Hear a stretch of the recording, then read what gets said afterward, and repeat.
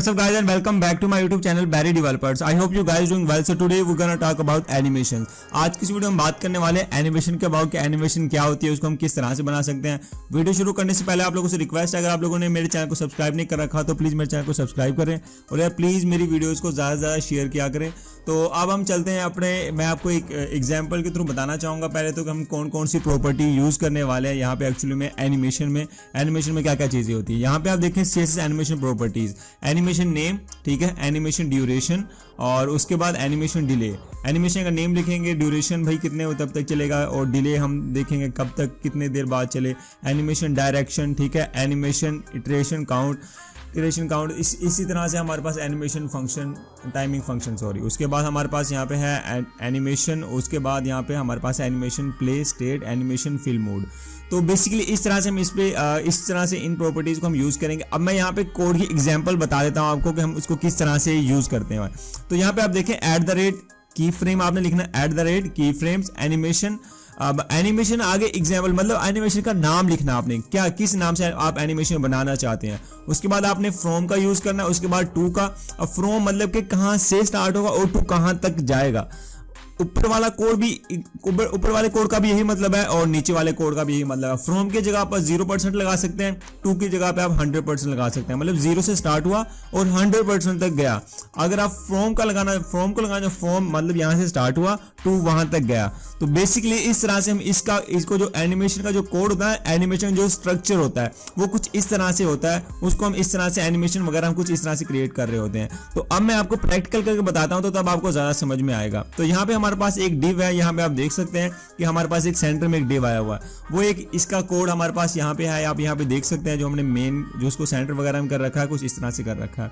तो यहाँ पे हम आते हैं और यहाँ पे की फ्रेम्स ऐसे लिखना है आपने, मतलब की फ्रेम्स और यहाँ पे उसका नेम लिख देना, एनिमेशन का नेम, जिस मतलब नेम आप कोई भी टाइप कर सकते हैं, जैसे मैंने लिख दिया एनी नेम। इस तरह से आपने ब्रैकेट्स ओपन करके और उसके बाद यहाँ पे लिखना आपने फॉर्म और बेसिकली सेम आपने इसी तरह से करना है जितनी भी चीजें करनी है। अब जैसे मैं इसको बॉर्डर रेडियस दे रहा हूँ 0, अब ये 0 से स्टार्ट होगा, 0 पिक्सल से स्टार्ट होगा, 2 कहां तक जाएगा।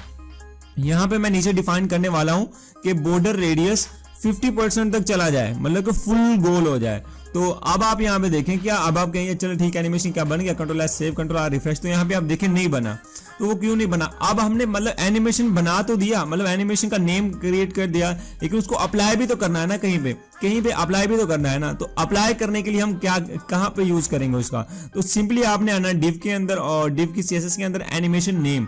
एनिमेशन का नेम क्या है, हमारी एनिमेशन का नेम हमने रखा था एनी नेम। नेम आप कोई भी रख सकते हैं, ये मैंने आपको एग्जांपल के तौर पर बताना चाहा, आप एग्जांपल रख सकते हैं, सैंपल रख सकते हैं, कोई भी नेम रख सकते हैं, डिव का नाम रख सकते हैं, कुछ भी। अब यहाँ पे एनिमेशन ड्यूरेशन, अब Ctrl+, सेव, Ctrl+, रिफ्रेश। तो यहाँ पे आप देखें, ये देखें एक दफा हुआ, मतलब कि इस तरह से आपके सामने दोबारा मैं रिफ्रेश करता हूँ दोबारा हो जाता है। अब यहाँ पे देखें स्टिल रुक गया, अब जैसे रिफ्रेश करूंगा तो दोबारा से मेरे पास एनिमेट होगा, ये देखें। तो इस तरह से आपके एनिमेशंस वर्क करते हैं। इसमें आगे काफी चीजें, काफी प्रॉपर्टीज हैं जिनको हम देखते हैं अभी यहाँ पे। तो यहाँ पे जैसे हम करते हैं एनिमेशन डिले, तो कितने देर बाद चले यहाँ पे, अब 1 सेकंड के बाद वो एनिमेशन चलेगी यहाँ पे, Ctrl+ रिफ्रेश। तो यहाँ पे आ देखें 1 सेकंड के बाद यहाँ पे देखें, अब 1 सेकंड के बाद दोबारा वापस आएगी। तो अब मैं इसको थोड़ा ज्यादा करता हूँ ताकि आपको थोड़ा डिफरेंस नजर आए इसमें। अब जैसे आप देखें 3 सेकंड बाद चलेगी और 3 सेकंड बाद वापस आएगी, ये देखें। अब यहाँ पे स्टे किया इस तरह से, 3 सेकंड बाद चली, उसके बाद मतलब अभी इसको हमने ना जस्ट एक दफा दे रखा है, इसको आप इनफिनाइट भी चला सकते हैं, 2 दफा चला सकते हैं, 3 दफा चला सकते हैं, इस तरह से। अब यहाँ पे आप देखें, अब यहाँ पे मतलब इसको इनफिनाइट चलाने के लिए, इस तरह चलाने के लिए हम किस चीज का यूज करते हैं। तो यहाँ पे आपने आना है, यहाँ पे आपने टाइप करना एनिमेशन, ठीक है, एनिमेशन। यहाँ पे आपने टाइप करना ड्यूरेशन, एनिमेशन का ड्यूरेशन होगा या एनिमेशन का डायरेक्शन होगा, तो आप इसको इस तरह से उसका यूज करेंगे। तो यहाँ पे मैं आपको एक चीज यहाँ पे क्लियर कर देता हूँ। जैसे अब यहाँ पे देखें एनिमेशन नेम हो गया, ठीक है, उसके बाद यहाँ पे एनिमेशन ड्यूरेशन हो गया। ड्यूरेशन तो हमने पहले उसका यूज कर लिया, तो ड्यूरेशन का हम अब यूज नहीं करने वाले, ठीक है। एनिमेशन का जो ड्यूरेशन है उसको हम नहीं यूज करने वाले। अब हम यहाँ पे टाइप करने वाले एनिमेशन इटरेशन काउंट। तो इटरेशन अकाउंट को हम बेसिकली किस लिए यूज करते हैं, देखो 3 दफा मैंने इसको, अब यहाँ पे Ctrl+, सेव, ठीक है। अब मैं इसको हटा देता हूं पहले ताकि आपको फर्क नजर आए। Ctrl+, save, Ctrl+, refresh. यहाँ पे आप देखिए 3 बार चलेगा, ये आया, ये दूसरी दफा और ये तीसरी दफा और यहाँ पे बस। तो ये 3 दफा चला और उसके बाद यहाँ पे रुक गया। अब मैं इसको दोबारा रिफ्रेश करता हूँ, यहाँ पे आप देखें कि दोबारा से मेरे पास एनिमेट होता है 3 टाइम और बस अब यहाँ पे हमारे पास स्टिल वो हो गया। तो अब इसको आप चाहते हैं कि यार मैं इसको कलर वगैरह भी देना चाहता हूँ कि बैकग्राउंड कलर कुछ और हो जब एनिमेशन वगैरह होके आए, तो बेसिकली आप इधर आके 2 में आके उसका कलर डिफाइन करते हैं। मतलब जब एनिमेशन हो जाएगा तो एंड देन फिर ये वाला कलर अप्लाई होगा। यहाँ पे आप देखें जब सर्कल बन जाएगा ना तो ये वाला कलर वहां पे अप्लाई होता है।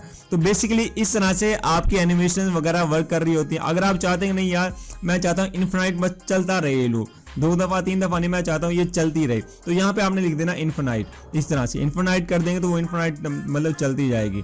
कंट्रोल एस सेव करता हूँ मैं यहाँ पे, और यहाँ पे आप देख लें इस कोड को ध्यान से, और कंट्रोल आर रिफ्रेश। तो अब आप यहाँ पे देखें कि रिफ्रेश करने की मुझे जरूरत नहीं है, ये खुद ब खुद एनिमेट होता जाएगा। इस तरह से आप हर कहीं पे एनिमेशन लगा सकते हैं, इमेजेस वगैरह पे, बटन वगैरह पे, व्हाटएवर कोई भी HTML का एलिमेंट हो कहीं भी आप अप्लाई कर सकते हैं इस चीज को। तो यहाँ पे आप देखें एनिमेशन इटरेशन काउंट, जहाँ पे हमने देखा हम डिफाइन भी कर सकते हैं, इन्फिनाइट भी चला सकते हैं इसको।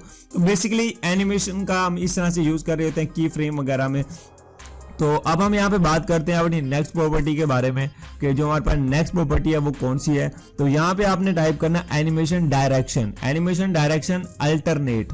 ठीक है, एनिमेशन डायरेक्शन अल्टरनेट का मतलब क्या है? यहाँ पे जैसे मैं इस वाले को हटाता हूँ, यहाँ पे कमेंट करता हूँ पहले, और control S save, control R refresh करता हूँ, तो यहाँ पे आप देखें अल्टरनेट मतलब कि अब यहाँ मैं 1 मिनट मैं आपको दोबारा दिखाता हूँ। कंट्रोल इसको मैं एक दूसरे उसके करके दिखाता हूँ, जो दूसरी प्रॉपर्टीज है उसका यूज करके बताता हूँ, एंड देन फिर आपको यहाँ पे सही से उसका क्लियर होगा। अब मैंने इसको कमेंट करा और यहाँ पे आप देखें कंट्रोल आर रिफ्रेश, तो इस तरह से देखें ये कुछ इस तरह से वर्क करता है। जो अल्टरनेट विदाउट अल्टरनेट अगर आप करेंगे ना तो वो कुछ इस तरह से वर्क कर रहा होता है। और कंट्रोल एस सेव करके, बल्कि मैं इसको हटाता हूँ, रिवर्स करता हूँ, तो अब आप देखिए वो रिवर्स काम करेगा। यहाँ पे आप देखें पहले वो मतलब कि एक शेप में था, उसके बाद हमारे पास वो दूसरी तरह मतलब कि स्टार्ट हो, पहले सर्कल में आता है एंड देन, पहले ऐसा नहीं था, पहले सर्कल में बाद में आता था। अब control S save, control R refresh, यहाँ पे आप देखें, ये देखें मतलब पहले सर्कल बनता है वो, ठीक है, रिवर्स हो रहा है। अल्टरनेट मतलब कि जो सीधा सीधा वे वो होता है, ठीक है, और जो रिवर्स होता है वो कुछ इस तरह से होता है। अब अल्टरनेट रिवर्स, अब यहाँ पे आप देखें कि जो अल्टरनेट रिवर्स है ना वो किस तरह से वर्क करेगा। यहाँ पे आप देखें इस तरह से, मतलब कि अल्टरनेट रिवर्स ऐसा नहीं उधर जाकर रुक जाएगा, कुछ इस तरह से वो वर्क करेगा।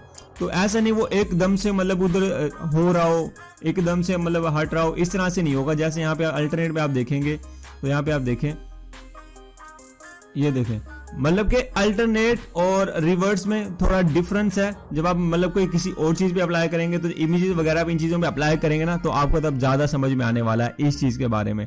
तो बेसिकली ये जरूरी नहीं है कि आप डिव में ही अप्लाई कर रहे हो इन चीजों को, आप कहीं भी अप्लाई कर सकते हैं, इमेजेस वगैरह पे, बटन वगैरह पे, इन सारी चीजों पे आप उनको अप्लाई कर सकते हैं एनिमेशन को। इसमें और भी काफी तरह के एनिमेशन हैं जिनको हम आगे आने वाले टॉपिक्स में कवर करेंगे, लेकिन मैं बेसिक्स क्लियर करवा रहा हूँ आपके यहाँ पे। अब यहाँ पे देखा अगर आप चाहते हैं इमेज पे लग जाए तो यहाँ पे मेरे फोल्डर में एक इमेज पड़ी है banner1.jpg के नाम से, और उसको मैं यहाँ पे रख लेता हूँ जैसे banner1.jpg और कंट्रोल आर रिफ्रेश। तो यहाँ पे आप देखें, तो अब आप यहाँ पे देखना कि अब क्या ये इमेज इस तरह की है हमारे पास। चलें ठीक है, इसको हम इधर ही रहने देते हैं, इसमें एनिमेशन अप्लाई करते हैं। तो यहाँ पे एक क्वेश्चन आता है क्या हम इसको इसके लिए नई एनिमेशन क्रिएट करेंगे, नया वो क्या कहते हैं की फ्रेम क्रिएट करेंगे? नहीं, यहाँ पे हम नया की फ्रेम क्रिएट नहीं करेंगे। तो यहाँ पे जस्ट हमने एनिमेशन का नेम यूज करना है, हमारे पास एनिमेशन आ जाएगा। वो कैसे? अब यहाँ पे देखें इमेज, ठीक है, और यहाँ पे आपने इस वाले कोड को कॉपी कर लेना, एनिमेशन नेम, उन सारी चीजों को कंट्रोल सी और कंट्रोल वी यहाँ पे, और एनिमेशन का नेम देखें, इमेज के अंदर हमने एनिमेशन का नेम लिखा, कंट्रोल आर रिफ्रेश। यहाँ पे आप देखें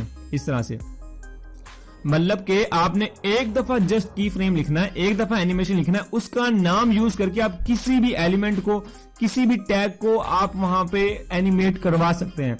यहां पे आप देखें ना, मैंने बस एक दफा की फ्रेम लिखा, जस्ट उसका नेम यूज कर रहा हूं, animation name, any name, image में आके। तो वो देखें मेरे पास कुछ इस तरह से वर्क करता है, जो कहीं भी आप उसका यूज कर सकते हैं। तो बेसिकली आप एनिमेशंस का इस तरह से यूज करते हैं, इस तरह से अपने HTML के टैग में, एलिमेंट्स वगैरह में किसी में भी अप्लाई कर सकते हैं। तो अब हम यहाँ पे एक और चीज में मैं आपको अप्लाई करके दिखा देता हूँ, यहाँ पे जैसे बटन, तो ताकि आपको थोड़ा क्लियर हो जाए ना कि यार हाँ वाकई में ऐसे वर्क भी करता है नहीं करता। अब यहाँ पे देखिए मैंने बटन क्रिएट करा क्लिक मी का, और यहाँ पे आप देखो कितना छोटा नजर आ रहा है बिकॉज मैंने जूम आउट बहुत ज्यादा कर रखा है। तो अब आप यहाँ पे देखें कि क्लिक मी मैंने यहाँ पे करा। तो अब मैं इसको ऐसा करता हूँ कि इसको ना थोड़ा स्टाइल कर देता हूँ, क्लास देता हूँ, बल्कि क्लास रहने देता हूँ, इसको डायरेक्टली मैं सिलेक्ट कर लेता हूँ। तो यहाँ पे मैंने बटन को कॉपी करा और यहाँ पे आके आपने डायरेक्टली उसको पेस्ट कर देना है, एंड देन हम यहाँ पे उसकी CSS थोड़ी स्टार्ट करते हैं। तो यहाँ पे मैं पैडिंग दे देता हूँ इसको 10 पिक्सल। अब यहाँ पे इस वीडियो में आपको बटन भी क्रिएट करना पता चल जाएगा। यहाँ पे आप देखिए 10 पिक्सल, उसने बटन के अंदर से 10 पिक्सल की टॉप बॉटम लेफ्ट राइट से पैडिंग ले ली है। तो अब हम यहाँ पे आते हैं और यहाँ पे आने के बाद बैकग्राउंड कलर, अब बैकग्राउंड कलर हम यहाँ पे जैसे रेड देते हैं, control S save, control refresh, यहाँ पे आप देख सकते हैं मेरे पास इस तरह से कुछ आ चुका है। लेकिन यहाँ पे मैं चाहता हूँ कि जो हमारा बैकग्राउंड हो ना वो ट्रांसपेरेंट हो जाए। बैकग्राउंड जो है ना हमारा वो ट्रांसपेरेंट हो जाए। मैं चाहता हूँ मैं ये कलर ना यूज करूँ, जो कलर हुआ पड़ा है ना ये मैं ना यूज करूँ। जैसे देखें हमने बैकग्राउंड ट्रांसपेरेंट का, तो यहाँ पे आप देखें कि जो बैकग्राउंड पीछे कुछ है ही नहीं, वो फुली ट्रांसपेरेंट हो चुका है। इसके पीछे अगर कोई और चीज होती ना वो इसमें से नजर आती। तो ट्रांसपेरेंट हो चुका है फुली यहाँ पे हमारे पास, तो इसका कोई यूज नहीं हमारे पास अब। तो बैकग्राउंड कलर को हम यहाँ पे हटा देते हैं और उसके बाद यहाँ पे हम बॉर्डर रेडियस वगैरह दे देते हैं, बॉर्डर वगैरह दे देते हैं ताकि हमें थोड़ा अच्छा यहाँ पे बटन एक क्रिएट हो जाए। अब जैसे 2 पिक्सल का मैं बॉर्डर देता हूँ, इसको मैं कलर देता हूँ सॉलिड रेड। अब रेड कलर का मेरे पास यहाँ पे बॉर्डर आ जाएगा, पहले ब्लैक था, अब यहाँ पे आप देखें रेड कलर का बॉर्डर हमारे पास यहाँ पे आ चुका है। तो बॉर्डर रेडियस में ट्राई करता हूँ कि मैं होवर पे दे दूं। तो अब हम यहाँ पे इसका होवर इफेक्ट क्रिएट करने वाले हैं। तो अब हम यहाँ पे इसको कॉपी करते हैं सिंपली, और बल्कि कॉपी क्या करना, दोबारा से हम इसको लिख लेते हैं। तो यहाँ पे आप देखें जैसे मैंने बटन पे आके मैंने यहाँ पे जैसे हम यहाँ पे इस तरह से होवर का यूज करते हैं, तो इस तरह से मैंने होवर की क्लासेस यहाँ पे ली और अब हम यहाँ पे रखने वाले हैं इसका बैकग्राउंड कलर, ये सारी चीजों का हम यहाँ पे अब यूज करने वाले हैं। तो मैं चाहता हूँ कि जब भी मैं इस पे होवर करूँ तो उसका बैकग्राउंड कलर चेंज हो जाए। तो वो कैसे होगा, तो यहाँ पे आपने होवर में ना सिंपली बैकग्राउंड कलर और यहाँ पे आपने कर दिया जैसे let's suppose pink, control S save, control R refresh. तो जैसे ही मैं होवर करूंगा तो आप देखें कि उसका कलर चेंज हो जाता है, जो बटन का कलर है ना वो चेंज हो जाता है। तो अब मैं ट्राई करता हूँ बॉर्डर रेडियस, जब मैं उसको होवर करूँ तो वो बॉर्डर रेडियस में हो जाए। तो यहाँ पे ठीक है, हमने यहाँ पे 30 पिक्सल दे दिया। तो अब यहाँ पे आप देखें कि बटन हमारे पास कुछ इस तरह से आ चुका है। तो बेसिकली जो होवर इफेक्ट तो हमने पहले देख लिया था, तो अब आपको मतलब बटन वगैरह में भी यूज करना आ गया। तो अब हम यहाँ पे एनिमेशन का यूज करने वाले हैं। यहाँ पे जस्ट आपने एनिमेशन का, अब आप कहीं भाई एनिमेशन का नेम लिखूंगा क्या मेरे पास सारा कोड वर्क करेगा, ऐसा नहीं है। मैं आपको करके दिखाता हूँ।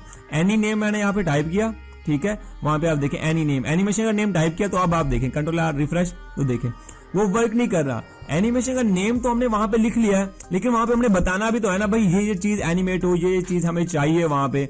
तो बेसिकली एनिमेशन नेम हम ठीक है हम एक दफा क्रिएट करते हैं, लेकिन जो कोड है ना वहां पे उसका भी हम यूज करते हैं वहां पे। अब वो कैसे, वो ऐसे कि एनिमेशन नेम तो हो गया, ठीक है, एनिमेशन नेम हमने यहाँ पे लिखा, लेकिन हमने वहां पे बताना तो है ना भाई ड्यूरेशन, डायरेक्शन, इटरेशन, ये सारी चीजें। तो यहाँ पे मैं इसको पूरे को कॉपी करता हूँ, इमेज पे जो हमने अप्लाई किया था वो वाला, और यहाँ पे आके मैं इसको सिंपली पेस्ट कर देता हूँ, कंट्रोल एस सेव और कंट्रोल आर रिफ्रेश। तो अब आप यहाँ पे देखेंगे, ये देखें मेरे पास एनिमेट होके आ रहा है, मैंने उसमें होवर किया हुआ, वो इन्फिनाइट चल रहा है, बार बार होवर होके आ रहा है। तो बेसिकली आप एनिमेशंस का इस तरह से यूज कर सकते हैं, किसी भी चीज पे अप्लाई कर सकते हैं, टेक्स्ट पे अप्लाई कर सकते हैं, उसके कलर्स को चेंज कर सकते हैं, व्हाटएवर। वो आपके माइंड पे डिपेंड करता है कि आप किस तरह की क्रिएटिविटी, किस तरह का क्रिएटिव माइंड से आप सोच रहे हैं उस डिजाइन को, जिस तरह जो आप बनाना चाहते हैं, जो क्या आप एक यूनिक चीज बनाना चाहते हैं ना, तो उस हिसाब से आप इन चीजों को देख सकते हैं। ठीक है, यहाँ पे आप देखें कि मैं कलर चेंज कर रहा हूँ, बैकग्राउंड कलर चेंज कर रहा हूँ, आप फॉन्ट साइज चेंज कर सकते हैं, इसके व्हाटएवर जो भी आप चाहते हो वो आप इस तरह से एनिमेट कर सकते हैं अपनी चीजों को, उनके कलर्स वगैरह, मतलब कुछ भी। तो इस तरह से आप इन चीजों का यूज करते हैं। आने वाली वीडियोस में हम और एनिमेशंस के अबाउट देखेंगे। तो आई होप कि आपको समझ में आया होगा ये सारी चीजें। अगर आपको कोई चीज समझ नहीं आई तो आप मुझे नीचे कमेंट सेक्शन में बता सकते हैं, मैं आपकी उसमें जरूर हेल्प करूंगा। और अगर आप लोगों ने हमारे व्हाट्सएप ग्रुप को ज्वाइन नहीं कर रखा तो डिस्क्रिप्शन लिंक मैंने लिंक दे रखा है, काइंडली आप उसको ज्वाइन कर लें। और क्योंकि उसमें मैं टास्क दे रहा होता हूँ, हम उनमें सारे बच्चे इकट्ठे काम कर रहे होते हैं। तो अभी यार हमने आज यहाँ पे एनिमेशन वगैरह देखा, और आने वाली वीडियो में कुछ और एनिमेशन वगैरह हम देखेंगे, और इसी वीक में हम CSS को कंप्लीट करके बूटस्ट्रैप स्टार्ट कर देंगे। ठीक है, तो अब मिलते हैं यार ऐसी कोई हेल्पफुल वीडियो में, तब तक के लिए अल्लाह हाफिज।